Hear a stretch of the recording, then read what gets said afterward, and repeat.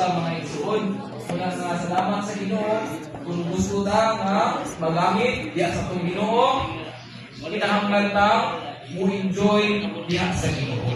The more ta mo enjoy diha sa Ginoo, pinaagi sa iyang pulo, the more nga panaygan ta sa mga butang nga ginimuha niya mga igsoon. And the more na makita nato the more po gadunay burden na madawat nato gikan sa Dios, nga mao'y magdala nato mga igsoon nga magpahimulos kung sa durot pa yung duka sa atong Ginoo mga igsoon. Then sa atong pagduol sa Ginoo, mao na siyang opportunity na iyang i-dispense ang mga divine element nga hinato pinaagi sa pagkamanhaw aron gyud mutubo na diha sa kinabuhi mga igsoon. So atong Kristohanon kinabuhi man na nagdawatan sa Dios kong saktak mga igsoon.